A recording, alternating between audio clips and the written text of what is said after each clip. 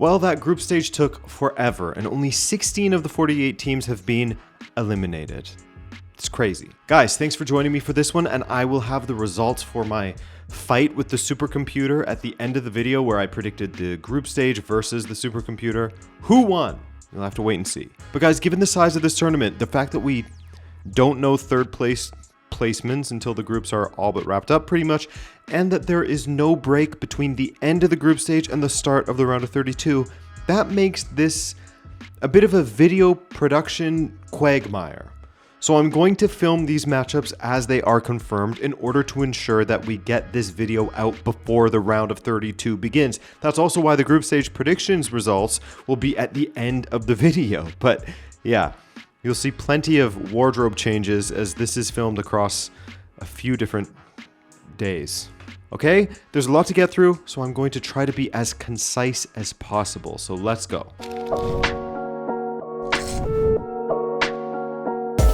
I didn't want this. I didn't want South Africa versus Canada because one, I do not underestimate South Africa as some Canadians have been doing, even though they looked toast at one point in this tournament. And two, I wish they both could advance. I've mentioned a few times I have a soft spot for South Africa. And South Africa, they grew into this tournament. It looked like they were dead and buried after a disastrous opener against Mexico, and then they took a long time to come into the game against Czechia as well, only to look relatively comfortable against South Korea. It killed me that a South Korean journalist asked their coach if all of the players had food poisoning because they were so bad. They got more and more positive in their approach as the tournament went on, and while their strikers aren't scoring goals, South Africa's that is, their fullbacks, wingers, and midfield provide plenty of danger. Maseko looked great in that last match. Sitole is back in the midfield. Ronwin Williams looked very assured against South Korea, so South Africa look quite good now.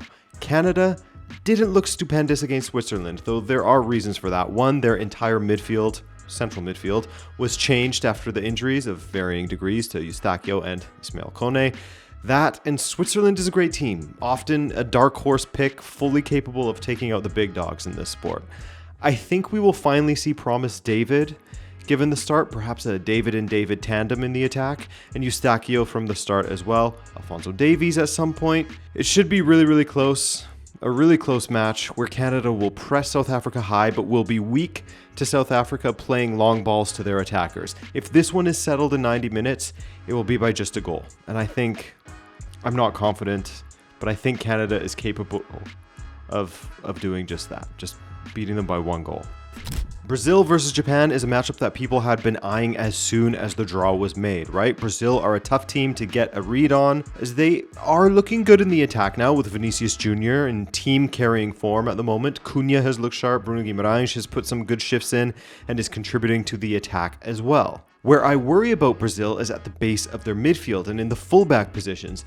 They do not fully convince me there at all. Gone are the Marcelo and Dani Alves days. Very much gone. I think too that their midfield can be played through by teams who pass and move well, and that's exactly what Japan are. Now, Japan have played this tournament without two of their attackers in Minamino and Mitoma, and that has shown with their lack of bite in the attack, not to mention Takefusa Kubo getting injured against the Netherlands. He hasn't even made the bench since then. It's uncertain when he'll return. So the biggest names in their attack are gone, but you cannot write them off. Look to the goals that they scored against the Netherlands, Tunisia, and the most recent one against Sweden, the give and go, the third man run, the diagonal ball. It was gorgeous. Where I worry about Japan is their defense as well, if anything, on set pieces. Brazil have some fellas like Gabriel, Marquinhos, Casemiro who can hurt them on set pieces, not to mention Vinicius Jr.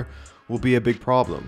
I think Japan will give Brazil a big scare. They will really test that back line, but will ultimately fall short due to the individual quality in Brazil's attack. And now we get to a point where Morocco can cause major issues, right? Now that they get into the single elimination, they'll be looking to run it back like 2022, except this time Morocco are much better in the attack, actually. The Netherlands started a little bit shakily against Japan, with Koeman going fully defensive after taking the lead 2-1, but against Sweden, they absolutely destroyed, and they looked relatively comfortable against Tunisia, bar for a couple of set pieces. And for me, the best change they made was starting Brobbey, letting him lead their attack. He has been fantastic for them. Jan-Paul Van Hecke and Van Dijk have been a good partnership for the most part. No clean sheets to speak of yet, but not bad at all. And ahead of them, I love the Dutch midfield, but I gotta say, it's their attack that has the most excitement for me. Gakpo, Brobbey, Somerville. As for Morocco, while their attack wasn't exciting at the previous World Cup, it certainly is much more interesting now. Big man Saibari is looking lethal out there. He scored in every game. And the supporting cast around him is nice also. Hakimi contributes in the attack. Brahim Diaz is silky on the ball. And then there's midfield of Bouadi and El Ainaoui. Incredible. The one spot I was nervous for was the center backs, but they've been decent so far. Morocco have a great generation coming through right now with some clearly excellent coaches, with Regragui stepping down. They replaced him with Wabi, and they haven't missed a beat. Now, the Netherlands are definitely going to be quite the step up. Brazil wasn't good in that first match, and I do wonder how that center back pairing will do up against Brian Brobbey, Somerville, and Gakpo. This will be a very close game, and if the Dutch aren't more careful than they were against Japan, Morocco will drop them. My prediction, though, is that Somerville gets the start, and he and Brobbey end up winning it for the Dutch in a very close game. So Norway essentially opted to play against the Ivory Coast in the round of 32 with how they handled that France match, which is interesting, choosing your opposition basically, but certainly they realized that it's going to be a very, very difficult match. Right? The Ivory Coast were so close to defeating Germany. If Adingra had a moment of clarity, a moment of composure, he would have won that match for them, right at the death, thus not allowing Undav to score what would be the winner for Germany. They had opportunities, they just didn't take them, and the man in form, Undav, punished them. But with Diomande out there, Diallo, Christ Wilai, an absolute baller in the midfield, Franck Kessié, a very strong defense that didn't concede once in qualifying, they are good all over the pitch, very good. Norway are quite good themselves, and of course rested their entire starting 11 against France, but they showed against Senegal that they are deadly on the counter. Nusa is dangerous on the wing, with Muller-Wolf overlapping and combining with him. Odegaard and Haaland have a great understanding so far. Sorloth can't be ignored. And Hegem and Ayer are decent at the back. The back is where I think I worry the most if I'm Norway. They nearly threw the game against Senegal. Once Senegal started pushing against them a little bit more, they cracked. So that is a worry. However, Haaland is an absolute freak in international football. The less organized defending, for the most part at least, suits him quite well. He finds more space, and I think that he will ultimately be the difference maker in a tight game between the two sides. Norway to just edge this one, something like a 2-1 or something like that. The USA and Bosnia will play in Santa Clara at Levi Stadium, the 68,500-seater stadium, and so Bosnia will have played two of the hosts in this World Cup now. They drew Canada in the first match in Canada, and now they take on the United States. Bosnia, after that draw with Canada, were smacked up by Switzerland and then got a relatively comfortable 3-1 win against a pretty poor Qatar side. They look to defend compactly and see what they can get from set pieces, and now that Edin Dzeko is capable of starting, their attack is all the better for it. Dedic will provide danger down the right flank as well as decent deliveries into the box, but he does give up chances on defense. And I say that, as a Benfica supporter. The USA put in one of the best performances of the tournament in their opener against Paraguay. They were definitely good enough against Australia, but not at those awe-inspiring levels from their first match, and they lost against Turkey. Important context though, they rotated heavily for their final match since they had already clinched first. Bosnia is going to sit back and make the game horrible for the States to try to stop their potch ball from getting up and running, but you'd expect the States to take care of Bosnia, right? I especially like watching that right side of the United States where McKennie, Dest, Freeman, Balogun will all combine. Then you have the individual talent of Pulisic on the other flank, and Balogun is in very dangerous form, might I say. USA losing to Bosnia doesn't seem likely, would be a big failure on their part, so no pressure. Full disclosure, in order to get this video to you guys before the round of 32 starts, I had to record this before Argentina had played their final match against Jordan. So I don't know what happened there. I will live in suspense and hope there was no injuries or red cards that alter this preview completely, but they already have first locked in. Surely they will rotate, right? Anyway, Argentina have looked good. 2 clean sheets, 5 goals scored, all of them from Lionel Messi. Maybe that's one of the things that you could point to is a lack of diversity in their danger so far. Nobody else has really looked a goal threat. Alvarez has been coming off of the bench, and he had a moment against Austria right before Messi scored his second, but at least the combinations in the attack with those midfielders looks good. And 2 clean sheets thanks to Dibu, Romero, and Martinez. That sort of diamond in defense has been very strong. Cabo Verde have been the story of the tournament, and they have been such a pleasure to watch. They are draw merchants, it's true, but it's a massive achievement for them in their first ever World Cup. Vozinha, Ryan Mendes, Pico Lopes, Pina has been very, very good. Borges also in defense has been very, very good. They've been a blast, but getting a win over Argentina may be a bridge too far. Sure, they held Spain, and why not Argentina as well? It's totally a possibility, but the more likely outcome is that Messi continues to play in this fantastic form. 5 goals, no penalties, 1 red card missed. But I think someone else will join him in the scoring to give Argentina a relatively comfortable win, probably by 2 goals or so. But we salute you, Cabo Verde. Germany, weird team, man. Paraguay, not the most exciting team, man. They lost heavily in their first match against the USA, then won against Turkey and eliminated them. Turkey going from dark horses to dark donkeys. Brutal from them. And then Paraguay and Australia played out that draw where they were basically winking at each other and understanding that a draw sees them both through. Paraguay's defense is good, but their attack kind of smells, and that's always been the problem for them since qualifying for this tournament began. They are strong, they're well organized defensively, but they lack a guy who can score goals. And Ciso is the biggest name, but the rest, not a lot going on in the attack. They'll look to hang on and hope for a counter or a set-piece goal. Germany, I mean, they aren't exactly stupendous at the moment. Look at what happened in the most recent game they had against a very strong defensive team from South America, right? Ecuador beat them 2-1, and Germany looked very poor, in my opinion. No real direction in the attack, and the defense was disorganized. Not to mention Manuel Neuer's absolutely not Manuel Neuer of his prime. So remember their qualifying campaign where there was so much pressure on Nagelsmann to get a victory over Slovakia? They've been kind of iffy for a while now. That said, they absolutely have talent, and I wonder if this is finally the time where Nagelsmann will start Undav in the attack with Wirtz, Musiala, and Sané. It's about time. I mean, he has 3 goals and 2 assists already in just 86 minutes at this World Cup. He saved Germany against Ivory Coast. I think their individual talents in the attack get Germany over the line in a somewhat unconvincing manner, perhaps. France will take on Sweden, and Sweden come into this as a weird team. They smoked Tunisia, got smoked by the Netherlands, and then battled it out with Japan. Now, Japan were the better team, and we don't know if Elanga meant to do what he did against Japan, but they hung in there all the same and nearly won it right at the death. The aforementioned Elanga has been good. Alexander Isak looks a lot more like Alexander Isak these days, and Gyökeres pops up with a nice play now and then. The big worry with Sweden is their defense, and I do not trust Zetterstrom or Nordfeldt in goal. Neither of them. I don't trust either of them. And remember, they are playing France, the guys who have Mbappe, Barcola, Doué, Dembele, Olise, Cherki. Manu Kone and Chouameni looked good together in the midfield. Their backline is super strong with Upamecano and Saliba, who was rested in the last game. Koundé and Hernandez, Maignan in goal. It's just so difficult for me to picture Sweden beating this French side. They may have a bright start and spook France a bit, but with the form that Dembele has found recently, and with Mbappe passing to his teammates way more, I think France get past Sweden with relative ease. Remember, Sweden have implosions in them. They have poor performances in them. They didn't win a single game in their European qualifiers.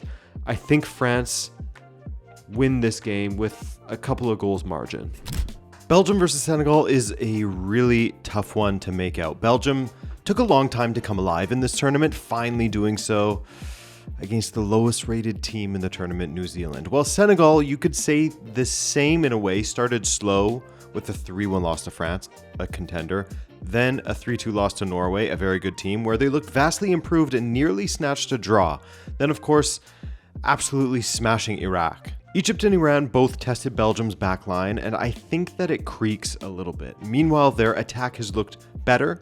Doku's back, by the way. But again, it looked better against New Zealand. That's like getting excited about Portugal's attack for how they played against Uzbekistan, only for them to crash back to reality against Colombia. You know, we don't have proof of how they will operate against a top team. Senegal played 2 of the best teams in Europe already, so they are primed for European competition, and they have looked nice. Ismail Assar is having a fantastic tournament so far. He's been perhaps their best attacker, while their defense and midfield strong as well. Maybe Belgium without the golden generation tag and pressure is a team that can actually cause issues. I personally don't think so. I still think they are not good enough in the attack, and Lamine Camara is going to split that back line open with his passing.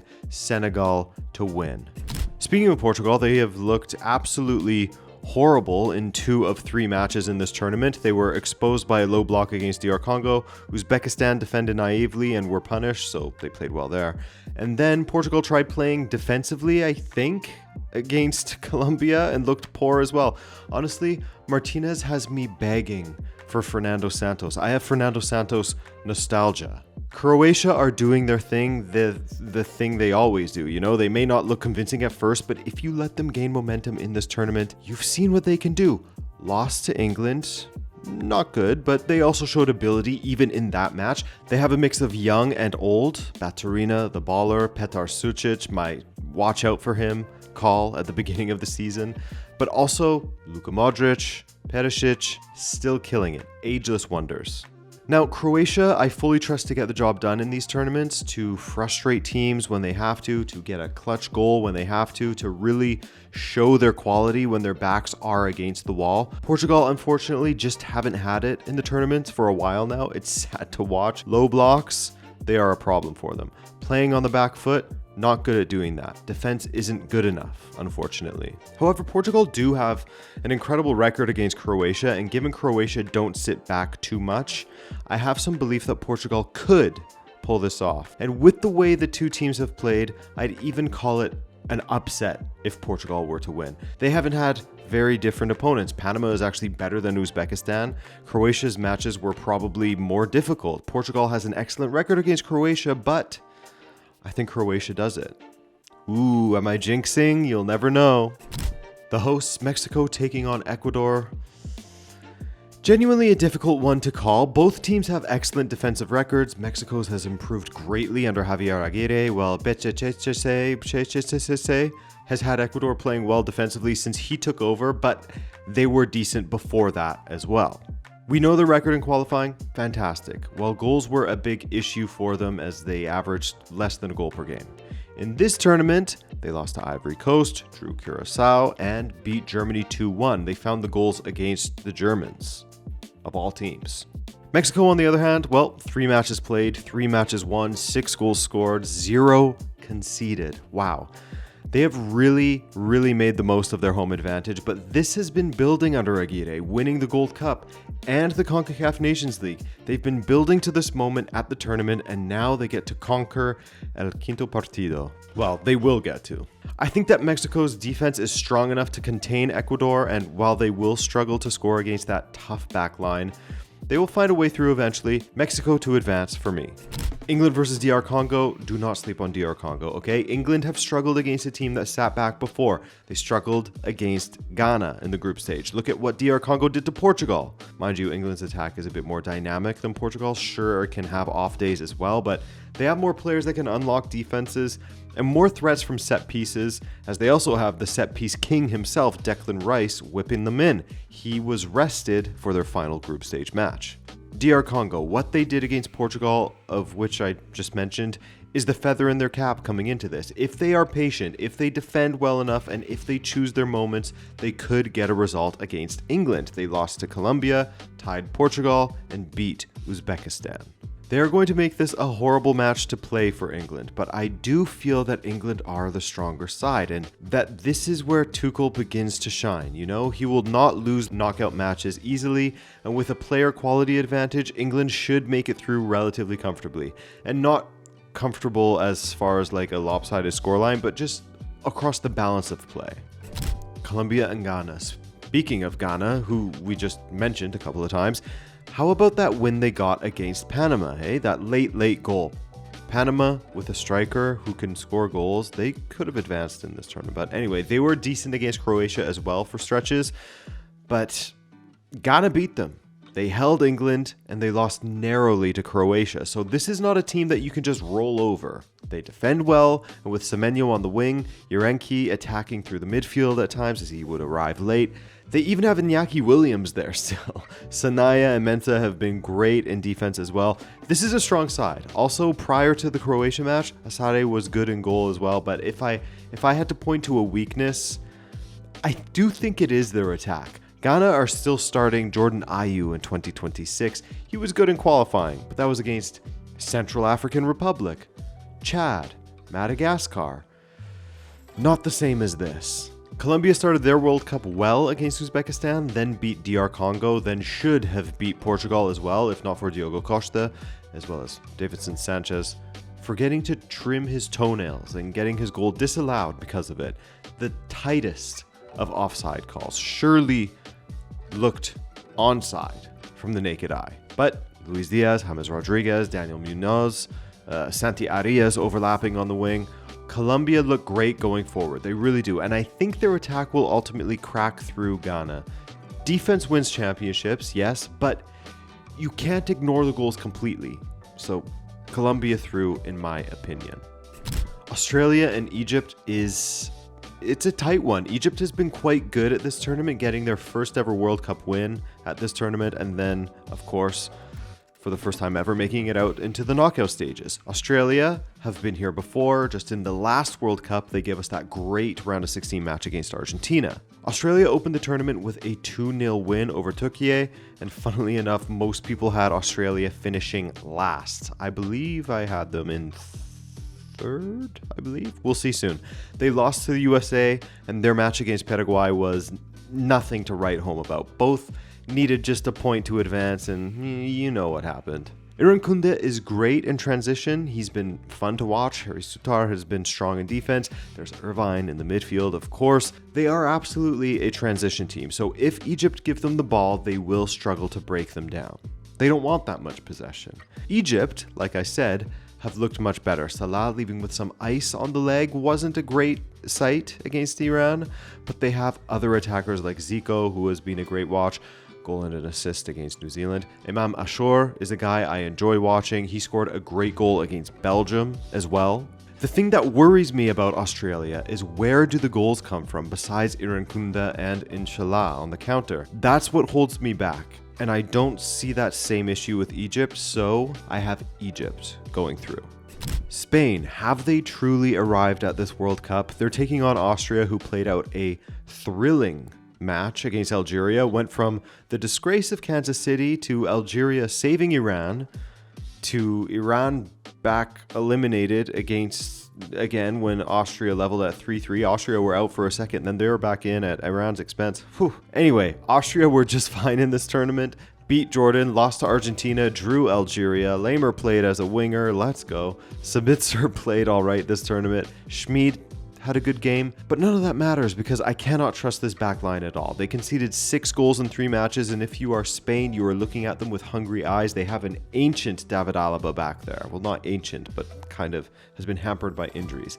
And I'm not talking about the song Hungry Eyes. I'm talking about a team that has underperformed, in my opinion, and who has something to prove because so far they have just a draw with Cabo Verde, a win over Saudi Arabia, okay, and a narrow victory over a brutal Uruguay side.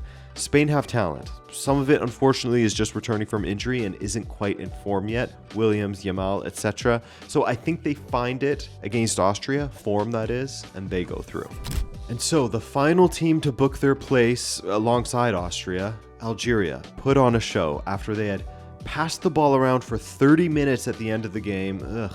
They went from facing Spain and keeping Iran alive to facing Switzerland and Austria staying alive instead. It was a weird sequence. The greatest looking fixed match. I'm just kidding. Anyway, Algeria are strong, and isn't it funny that their coach Petkovic, is now facing the national team that he had managed for 7 years. He certainly will be very familiar with much of this team. He helped elevate Switzerland, really. He won't be familiar with all of it, though, as there's youngsters coming through, such as Manzambi, who adds a whole new dimension to Switzerland. He's looked great in the attack against Bosnia and Canada. I think Switzerland are a good tournament team.